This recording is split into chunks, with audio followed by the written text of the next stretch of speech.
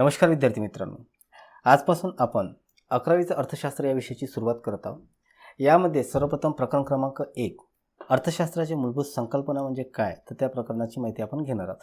अर्थशास्त्र म्हणजे काय, तर या प्रकरणाचं नावच वरून आपल्या लक्षात येते की मूलभूत संकल्पना म्हणजे त्याची अर्थशास्त्र कशा पद्धतीने. कारण याच्यासाठी असं आहे की आतापर्यंत आपल्याकडे हा विषय नव्हता आणि या विषयाची माहिती घेण्यासाठी आपल्याला प्रकरण क्रमांक 1 देण्यात आलेला आहे की अर्थशास्त्र म्हणजे काय ते आपल्याला समजेल.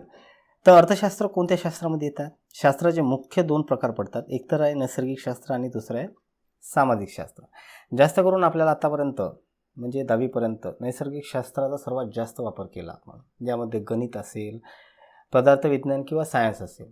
आता आपल्याला सामाजिक शास्त्राकडे वळायचं आहे आणि समाजशास्त्राचा जर विचार केला तर अर्थशास्त्र हे एक सामाजिक शास्त्र आहे. तुम्हाला रिकामी जागा किंवा कोणत्याही प्रकारच्या क्वेश्चनमध्ये हा क्वेश्चन विचारला जाते. समाजशास्त्र एक वर्तणूकशास्त्र आणि अमूर्तशास्त्र असे म्हटले जाते आणि या शास्त्रात मानवीय वर्तणुकीचा अभ्यास केला जातो. तर अर्थशास्त्राचा अर्थ म्हणजे काय, तर आपण आधीच बघितलेलं आहे. अर्थशास्त्र म्हणजे एक सामाजिक शास्त्र आहे आणि याला कौटुंबिक व्यवस्थापन असे म्हटले जाते. हा शब्द ग्रीक शब्दातून घेण्यात आलेला आहे. याला आयकोनोमिया म्हटले जाते. म्हणजे आयकोनोमिया या शब्दातून इकॉनॉमिक्स हे शब्द म्हणजे अपभ्रंश झालेला आहे त्याचा. पॉल सॅम्युएल्सन यांनी अर्थशास्त्राचे वर्णन सामाजिक शास्त्राची राणी असे म्हटलेले आहे. म्हणजे क्वेश्चनमध्ये विचारलं गेलं की पॉल सॅम्युएल्सन यांनी अर्थशास्त्राला कशा बाबतीत वर्णन केले आहे, तर सामाजिक शास्त्राची राणी असे म्हटलेले आहे. आणि यामध्ये 3 प्रकारचे आपण सरळ व्याख्या घेऊया, कारण की व्याख्याच हे महत्त्वाचे आहे आणि यामध्ये 3 प्रकारच्या अर्थशास्त्रज्ञाची माहिती मिळते. जो काही अर्थशास्त्रज्ञ आहे तो आहे ॲडम स्मिथ. त्याने संपत्तीबाबत अर्थशास्त्राची व्याख्या केली, म्हणजे संपत्तीच्या रिलेटेड. त्यानंतर आहे अल्फ्रेड मार्शल, ज्यांनी कल्याणकारी अर्थशास्त्राची व्याख्या केली. आणि सर्वात शेवट आहे आणि महत्त्वाचे आहे लिओनल रॉबिन्सन, यांनी दुर्मिळतेवर आधारित अर्थशास्त्राची व्याख्या केली. आता सर्वप्रथम आपण पाहूया ॲडम स्मिथ. ॲडम स्मिथ हा एक सनातनवादी अर्थशास्त्रज्ञ होता. अर्थशास्त्राचे जनकसुद्धा ॲडम स्मिथ यांना म्हटले जाते. त्यांनी अर्थशास्त्रात संपत्तीविषयक व्याख्या 1776 प्रकाशित केल्या, म्हणजे किती 18व्या शतकाच्या शेवट. त्यांचं पुस्तक त्यांनी प्रकाशित केलं. त्यांना म्हटलं जाते ॲन इक्विलिटी into the nature and causes of the wealth of nation. म्हणजेच याला काय म्हटलं जाते, अर्थशास्त्र हे एक संपत्तीचे शास्त्र आहे. तर एवढंच आपल्याला लक्षात ठेवायचं आहे की ॲडम स्मिथ यांनी काय केलेलं, संपत्ती संबंधित शास्त्राची व्याख्या केलेली आहे आणि 1776 त्यांनी प्रकाशित केलेलं राष्ट्राची संपत्ती, तर ते त्यांनी ग्रंथ मांडला होता. त्यानंतर आहे आपल्याला अल्फ्रेड मार्शल. अल्फ्रेड मार्शल यांनी कल्याणकारी अर्थशास्त्राची व्याख्या केली. ते नवसनातनवादी होते. सनातनवादी कोण होते, जर म्हणजे आपल्याला काय लक्षात येते, एकतर आहे ॲडम स्मिथ हे सनातनवादी होते आणि नवसनातनवादी जर म्हटलं तर कोण होते, तर अल्फ्रेड मार्शल होते. यांनी अर्थशास्त्राची मूल तत्वे हे ग्रंथ लिहिला, म्हणजे principles of economics. Principles of economics हे पुस्तक कोणी लिहिले म्हटलं तर अल्फ्रेड मार्शल. कधी, 1890. तर 1890 हा 19वे शतक लागते आणि 19वे शतक हे नवसनातनवादी संप्रदाय आहे. तर यामध्ये आपल्याला एक फरक देण्यात आलेला आहे. एक तर आहे 18वे शतक, 19वे शतक आणि 20वे शतक. तर 20वे शतक हे आधुनिक शास्त्रज्ञ होते, ज्यामध्ये केन्स आहे, रॉबिन्सन आहे आणि पॉल सॅम्युएल्सन आहे. आणि जे काही 18वे शतक होतं, सर्वात प्रथम अर्थशास्त्रज्ञाची सुरुवात झाली होती ते होते 18वे शतक आणि त्याच्यामध्ये होते ॲडम स्मिथ.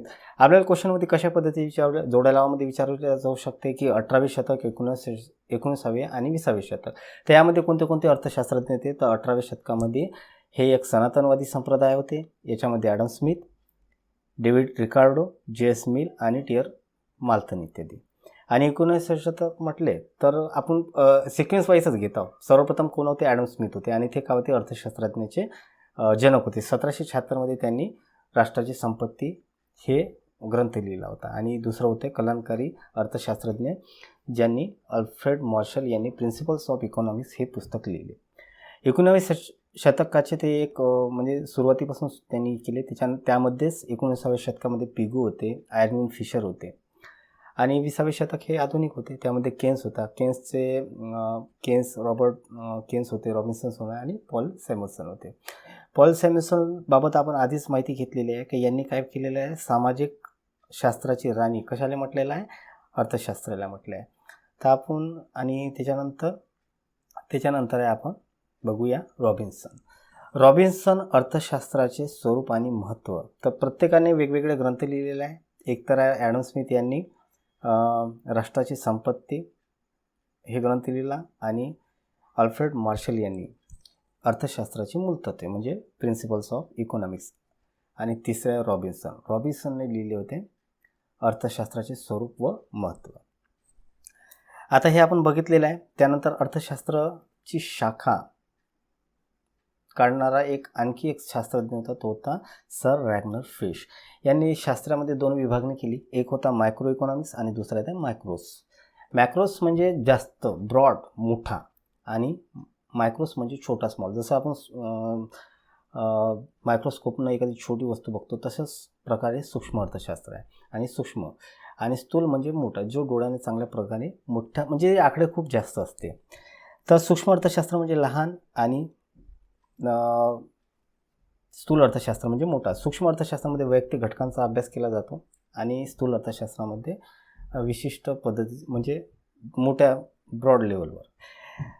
सूक्ष्म अर्थशास्त्राच्या मूलभूत संकल्पना कशा पद्धतीच्या आहे, यामध्ये आपल्याला एकतर आहे गरजा कशा पद्धतीच्या आहे. आपण विशिष्ट परिस्थितीत विशिष्ट ठिकाणी आपल्या जे गरजा आहेत त्या गरजेनुसार आपण काय करत असतो, आपल्या गरजा भागवत असतो.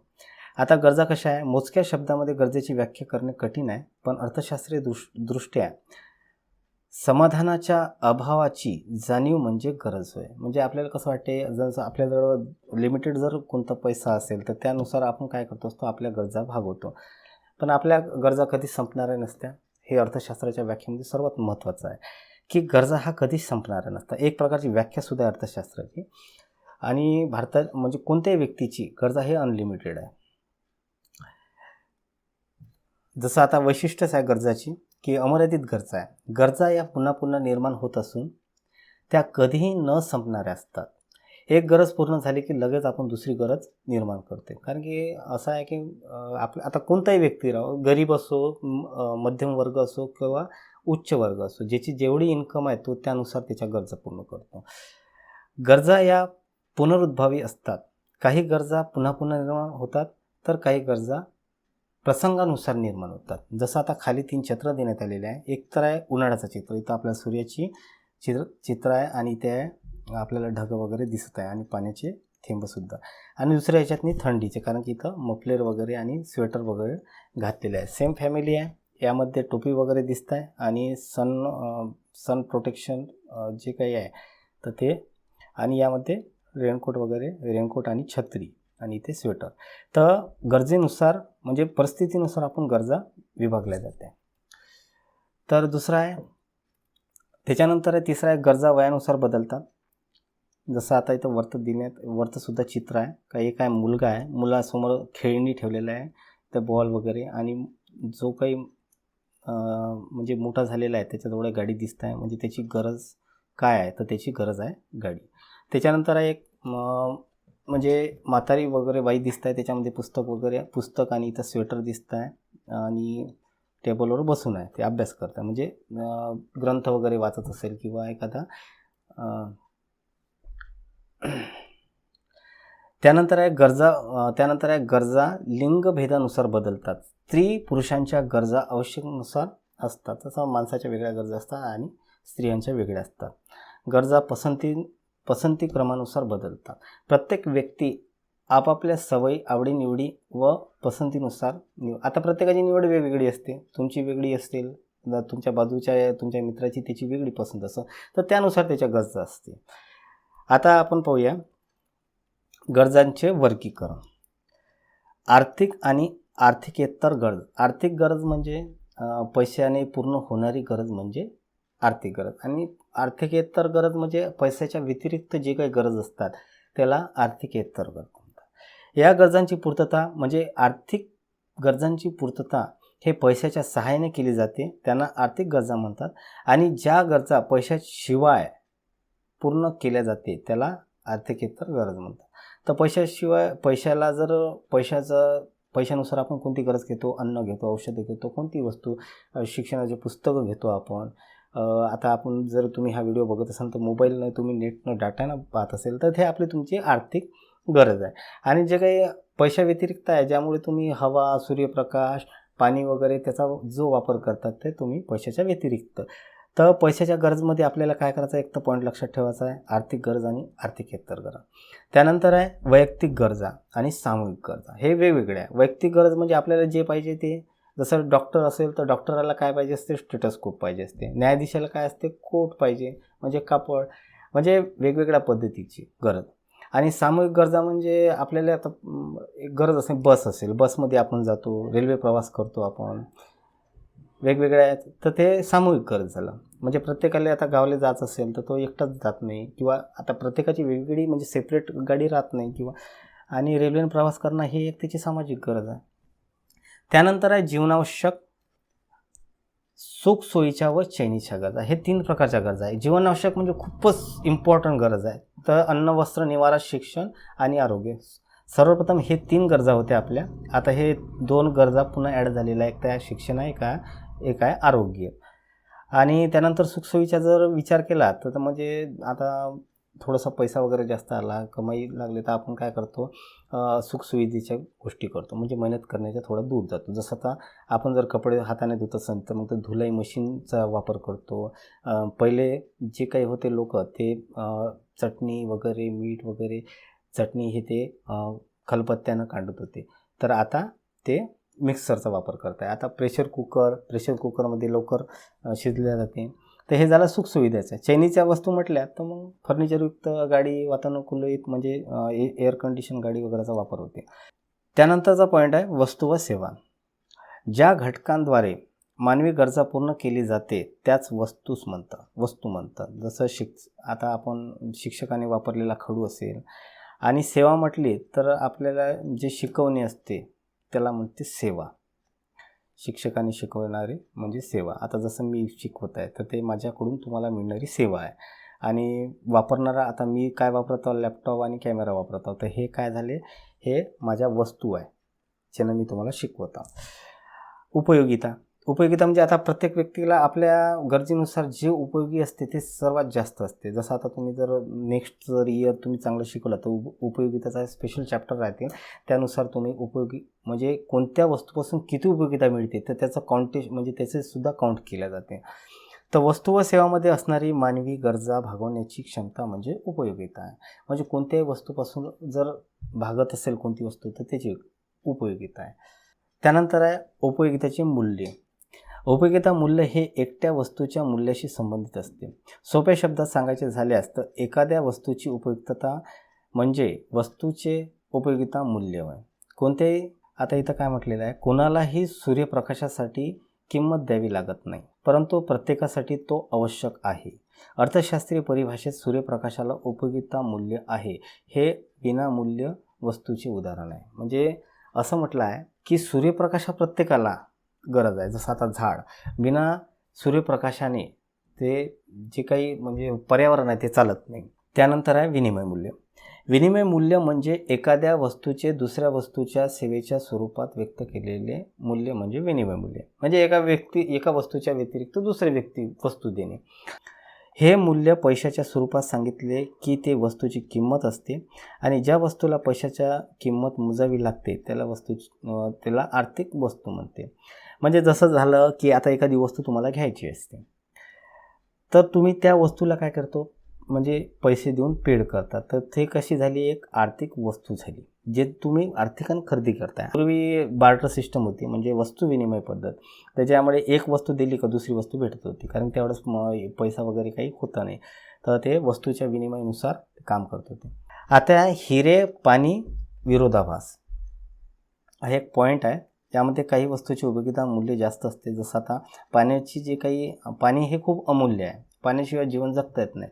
परंतु हिरे आणि पाण्यामध्ये फरक असा आहे की हिरे हे जीवनावश्यक नाही आहे, परंतु त्याची किंमत खूप जास्त आहे.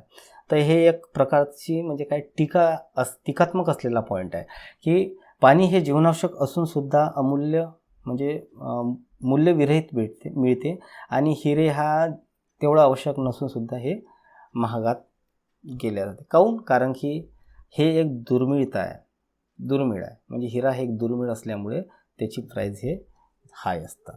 तर हे सुद्धा गरजाच्या वर्गीकरणमध्ये येतात. आता हिरे हे प्रत्येकाच्या म्हणजे मूलभूत गरजामध्ये येत नाही, तरी पण ज्यांची गरज असतात, ज्यांच्याकडे पैसा भरपूर असतात, तर ते खरेदी करतात. त्यानंतर 5वा पॉईंट आहे संपत्ती. संपत्ती हे प्रत्येकाच्या म्हणजे संपत्ती म्हणजे ज्या वस्तूला बाजार मूल्य असते व त्याच वस्तूची देवाणघेवाण करता येते त्या वस्तूंना संपत्ती म्हणतात. आता संपत्ती म्हणजे ॲसेट्स म्हणतात. आता संपत्ती म्हणजे आपल्या घरातली संपत्ती तर आपली संपत्ती आहे. आपण ॲसेट्स म्हणतो त्याले, ठीक आहे, आपण ॲसेट्स म्हणतो. आता आपल्याजवळ जे वस्तू आहे, आता माझ्याकडे एक लॅपटॉप आहे, माझ्याकडे एक म्हणजे मोबाईल वगैरे आहे, तर हे माझे असेट्स झाले, म्हणजे संपत्ती झाली. तर याची सिंपलची व्याख्या आहे की संपत्ती म्हणजे ज्या वस्तूला बाजार मूल्य असते त्याच वस्तूची देवाणघेवाण करता येते, अशा वस्तूंना संपत्ती म्हणते. म्हणजे आता एखादी वस्तू घ्यायची आपल्याला, कोणती वस्तू घ्यायची आहे, लाईट्स वगैरे घ्यायचं आहे, टी व्ही वगैरे घ्यायची आहे, तर ते आपण त्याला काय करतो, बाजार मूल्यानुसार आपण त्याला पैसे पेड करतो, तर ते तुमची संपत्ती झाली, म्हणजे असेट्स झाली. तर याचे वर्गीकरण आहे उपयोगिता, दुर्मिळता, विनिमयता आणि मनुष्यबाह्यता. उपयोगिता म्हणजे त्याला खरंच आवश्यक आहे का? म्हणजे आता फ्रीज, फर्निचर हे एक चैनीच्या वस्तू आहे, पण हे आवश्यक आहे का? फ्रीज नसल्यामुळे माणूस जगू शकतो का? जगू शकतो. फर्निचर नसला तरी जगू शकतो का? जगू शकतो. पण त्याच्या गरजेनुसार, ज्याची संपत्ती किती आहे, त्याची प्रॉपर्टी किती आहे, तो इन्कम किती कमवत आहे, त्यानुसार त्याची उपयोगिता ठरल्या जाते. समजा जर तुमची इन्कम 20,000 असेल, 20,000, तर 20,000मध्ये तुम्ही एवढं अफोर्ड करू शकता का? तर हे उपयोगिता आहे. तुमची जेवढी जास्त इन्कम राहील तेवढी तुमची उपयोगिता वाढेल. समजा आज तुमची इन्कम वाढली तर तुम्ही आणखी एखादी वस्तू खरेदी करतात, तर हे उपयोगितामध्ये. दुर्मिळता म्हणजे एखादी वस्तू दुर्मिळ असेल तर त्याची ऑब्व्हियसली काय होतील, त्या वस्तूची किंमत वाढ होईल. मागणीच्या तुलनेत साठा म्हणजे वस्तूचा पुरवठा दुर्मिळ असेल तर त्याचा समावेशसुद्धा संपत्तीमध्ये होतो. संपत्तीमध्ये काही पण होऊ शकतं. ज्याचा पुरवठा कमी असो, जसा जमीन वगैरे, त्याचासुद्धा दुर्मिळ होत चालला दिवसेंदिवस. विनिमयता ऑलरेडी आपण बघितलेला आहे. यामध्ये वस्तूचा विनिमय एक व्यक्तीकडून दुसऱ्या व्यक्तीकडे केलेले, म्हणजे एका व्यक्तीकडून दुसऱ्या व्यक्तीला जी काही वस्तू विनिमय करतो त्याला काय म्हटलं जाते? विनिमयता म्हटलं जातं. जसे वाहने असेल, दागदागिने असेल, आपण कोणतीही वस्तू घ्यायची असली तर आपण दुकानात जातो, सरळ पैसे देतो आणि त्या दुकानदारापासून ती वस्तू खरेदी करतो, तर त्याला संपत्तीमध्ये येतं. जसं मी आधी सांगितलेलं, आपल्याजवळच्या आपण खरेदी केलेली प्रत्येक वस्तू हे आपली संपत्ती असते. त्यानंतर आहे मनुष्यबाह्यता. वस्तू ही केवळ मानवी शरीर बाह्य असेल तर ती हस्तांतरित केले जाऊ शकते. म्हणजे आपल्या व्यतिरिक्त जे काही वस्तू आहे ते मनुष्य बाह्यता असते. ते त्याच बाह्य आणि वैयक्तिक गुणधर्मानुसार झाली पाहिजे. जसे पिशवी, खुर्ची, तर हे उदाहरण देण्यात आलेलं आहे. प्रत्येक आपल्या आजूबाजूला असणारी वस्तू हे मनुष्य बाह्यताच असते. त्यानंतर आहे वैयक्तिक उत्पन्न. हे तुम्हाला पॉईंट लक्षात ठेवा. म्हणजे कसं आहे, पहिल्या आता गरजाच्या वर्गीकरणमध्ये आपण पहिला पॉईंट म्हणजे एकतर गरजाचे वर्गीकरण पाहिले. त्यानंतर दुसरा पॉईंट आहे वस्तू सेवा. हे अर्थशास्त्रामध्ये देण्यात आलेलं आहे. गरजा कशा पद्धतीच्या माणसाच्या असू शकते. तर वैयक्तिक गरजा आपण बघितलेल्या आहे, जीवनावश्यक वस्तू तर बघितलेल्या आहे. त्यानंतर आहे वस्तू व सेवा, उपयोगिता. तर हे लक्षात असते आपल्याला. मूल्य आहे, मूल्य कशा पद्धतीचे असते, एकतर उपयोगिता मूल्य आहे, विनिमय मूल्य आहे, आणि हे तर आपण अपवादमध्ये घेतलं होतं. त्यानंतर आहे संपत्ती, नंतर वैयक्तिक उत्पन्न. जसं मी आताच सांगितलेलं आहे का आपलं जेवढं उत्पन्न असते ते आपलं स्त्रोत असते, त्यानुसार आपण आपल्या वैयक्तिक गरजा पूर्ण करतो.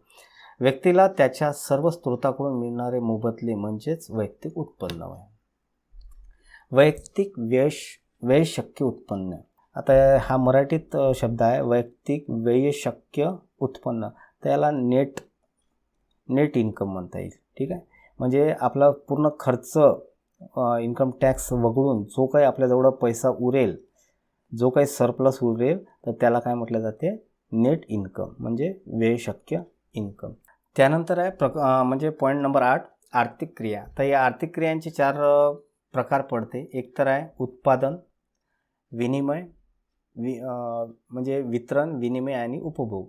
तर हे एक सर्कल आहे. हे सर्कल पहा काय होते. एक तर आहे उत्पादन आहे, कोणत्याही वस्तूची एक उत्पादन केले जाते.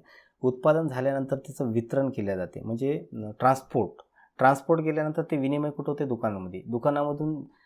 दुकानामधून कोण खरेदी करतो? ग्राहक खरेदी करतो आणि त्या वस्तूचा उपभोग करतो. तर हे एक प्रकारचं काय आहे? सर्कल आहे. तर हे आर्थिक क्रिया आहे. हे आर्थिक क्रिया आपण नेक्स्ट व्हिडिओमध्ये करणार आहोत, कारण की व्हिडिओ खूप मोठा होऊन जातील. तर व्हिडिओ आवडला असेल तर व्हिडिओला लाईक करा, शेअर करा आणि सबस्क्राईब करा.